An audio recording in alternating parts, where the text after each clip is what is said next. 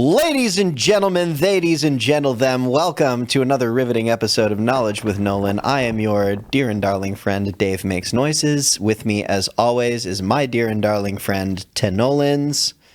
And today we are going to talk about clerics.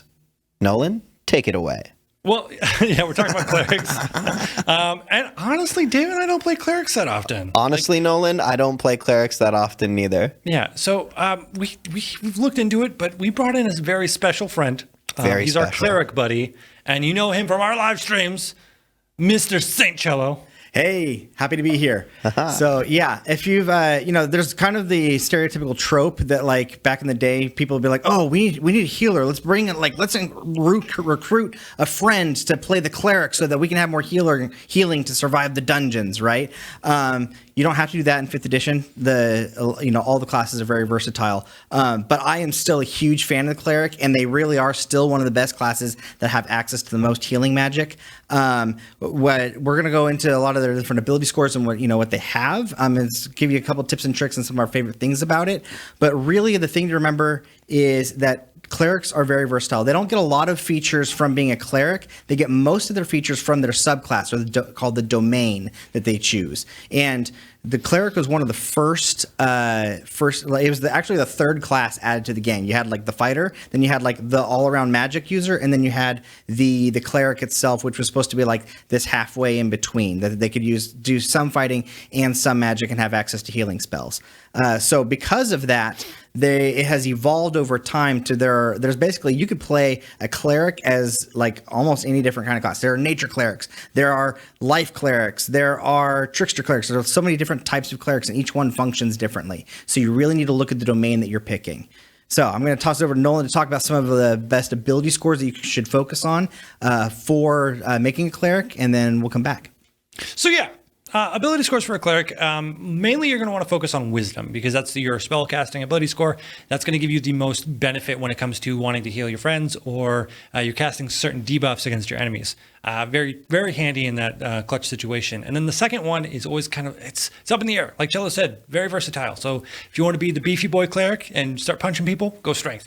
If you want to be the quick cleric and kind of manage your initiative a little bit better, or you want to dodge, dip, dive, duck, dodge, and dip, go dexterity. But honestly, what I think you should do is constitution, because you want more health. You want to be able to hold on to those spells after you get hit, because the DM is going to focus you in combat, because you're healing everybody. And to kill the party, you got to kill the cleric first. So, that seems about right, guys, right? Oh, absolutely. When you were playing you said you don't play clerics very often. You've played cleric a couple times before together with me. And yeah, we definitely have to kill you first when DMing. You got to kill the cleric first. But that is a really good point. Clerics have a lot of access to a lot of really good concentration spells. And so the concentration spells have an ongoing effect as long as you maintain your concentration. And anytime you take damage, or something happens to interrupt you, you have to make a Constitution saving throw in order to maintain that spell. So having a high con is really going to help you get the most bang for your buck out of your spells. Yeah. So aside from ability score, you've decided what kind of cleric you want to play. Now, aside from your domain, clerics really only have two other features. One mixes and matches with your domain as well, and that one's called Channel Divinity. And now, as a baseline, all Channel Divinity does, aside from what your subclass gives you, are two features called Turn Undead, which means you're just a giant scary beacon to all things undead.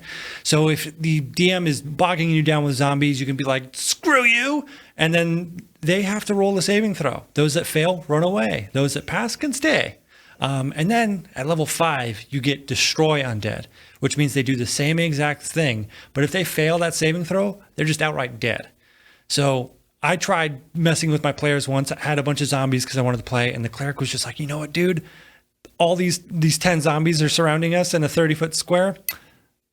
Destroy Undead. And I didn't pass a single save because the cleric's spellcasting ability score was way too high.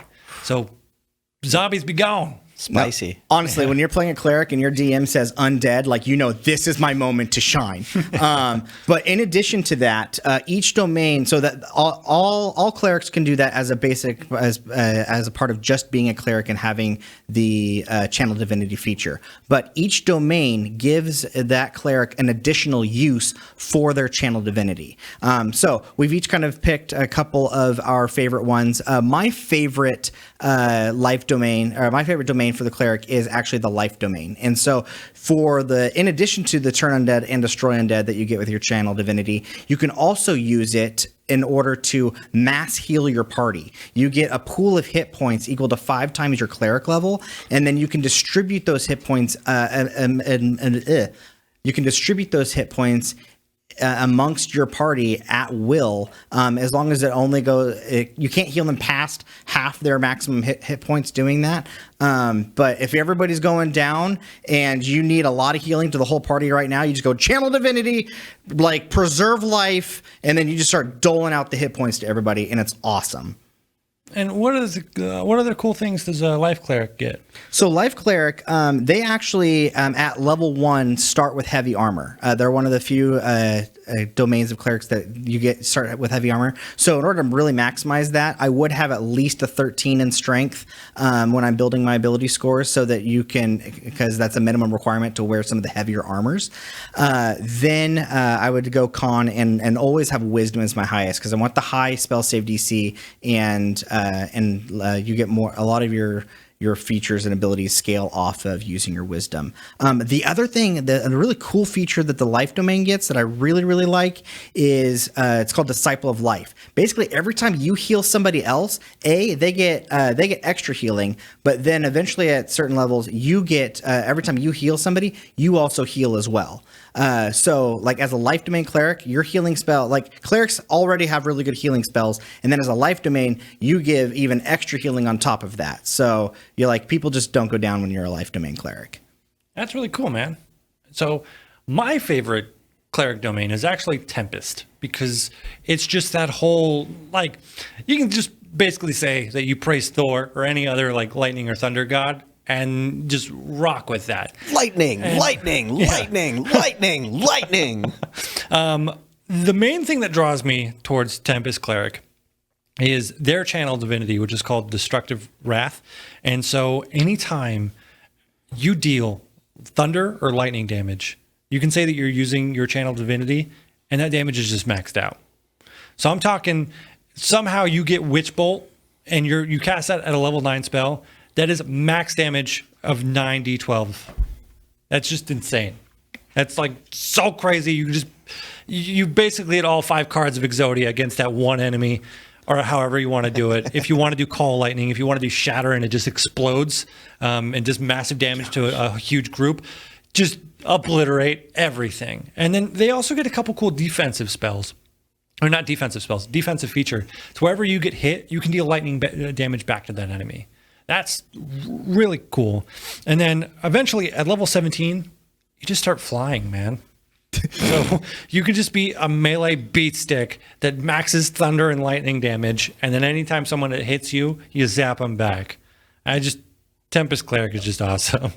That does sound like fun. Yeah. My. So what's your favorite? If you played a cleric, what cleric domain would you play, Dave?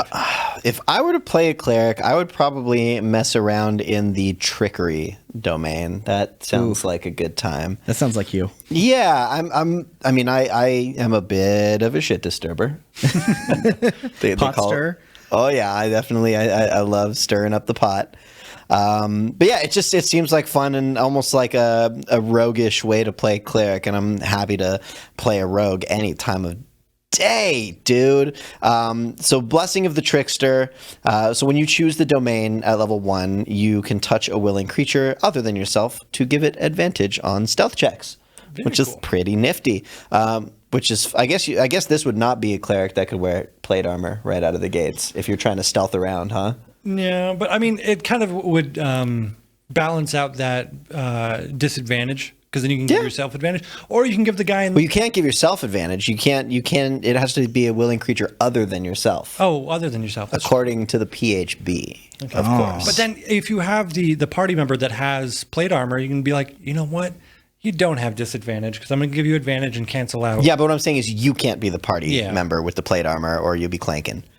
True. So Trickster could be like a dex build if you want to go for I probably would go that route. Yeah. I think you get some nice spells too. I mean, anybody that can cast polymorph, cool in my books, because if all else fails, turn into a T-Rex and eat everything. So your channel divinity, in addition to the kind of standard channel divinity set that you get as a cleric, you get one starting at 2nd level called Invoke Duplicity, and you basically create a perfect illusion of yourself that lasts for 1 minute or until you fail to concentrate. You can move the illusion up to 30 feet to a space you can see, but it's got to remain within 120 feet of you. So you can do some pretty tricky stuff with that. You basically, what's the Pokemon move? Is it Double Edge? Or double team. Double team. Double Edge was an offensive, and double team. Yeah, so you can basically double team boys, which is pretty sweet. And then you can also there's more to this. You can cast spells as though you were in the illusion space, which is pretty trippy. Yeah. But you have to use your own senses. And then when you and your illusion are within 5 feet of the creature that can see the illusion, you have advantage. So you get pack tactics basically as well. That is. I might actually have to play that now. That sounds like a lot of fun stuff to play with. I never expected that. And then at 6th level, you can use your channel divinity to vanish, Cloak of Shadows. As an action, you become invisible until the end of your next turn, or just be a Furbolg and be able to do that already.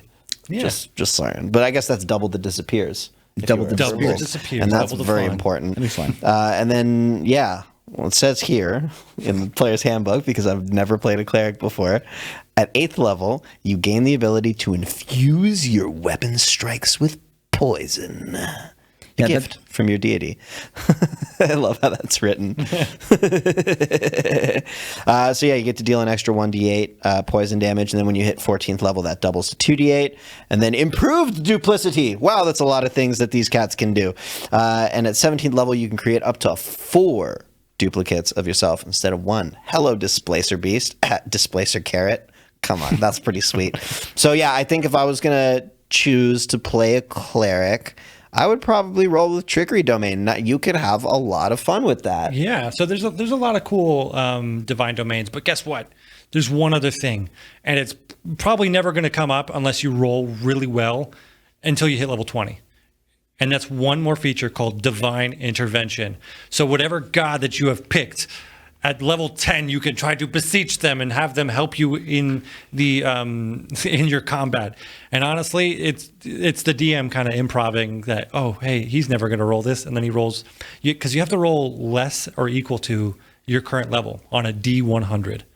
So if you're level 10 and you're trying to roll a 10 or lower, that's a 10% chance.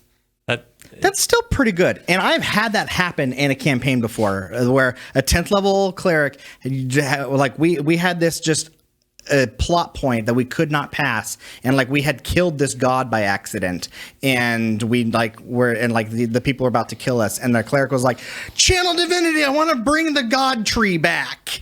And it worked. Like he rolled and the DM handed it to him, and it literally saved our bacon. So like channel divinity is actually, or divine intervention is actually a really, really good feature.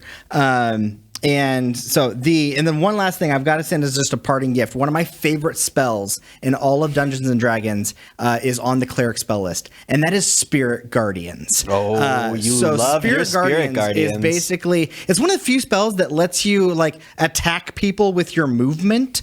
And so you cast Spirit Guardians, and if you're a good aligned creature, then you get a holy aura. If you're negatively aligned, then you get a necrotic aura. But within a 15-foot radius of you, spirits manifest that attack anything within that aura. And so then you could move into somebody else's space, and then at the beginning of their turn, they're taking damage, and then also halves their movement while they're close to you. So makes it harder for people to run away. It's one of my favorite spells because I just cast that, keep my concentration up with my high con, and then start bopping people with my weapon that's already magically infused at level 8, and then I can use my bonus action to cast Healing Word, which, by the way, Healing Word is the best healing spell in the entire game because you can use it as a bonus action. True, I'm with that 100%. I actually have a quick question about carrot stuff.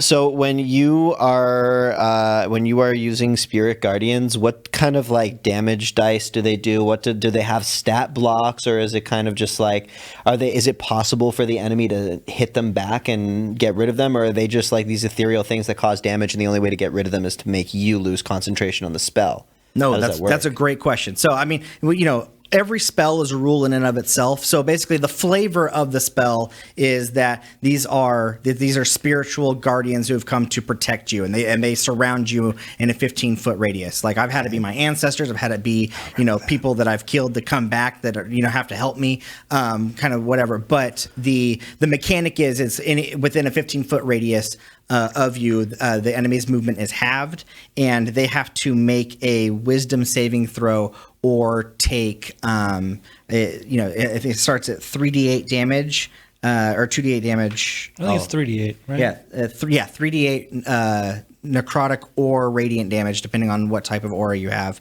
and then it scales up if you use it at a higher spell slot. But yeah, that's Spirit Guardians, fantastic. I love that. Clerics are awesome. They're not just healing. They can do some straight damage dealing. And that is our episode of Knowledge with Nolen. So thank you all for coming. Dave, where can we find you?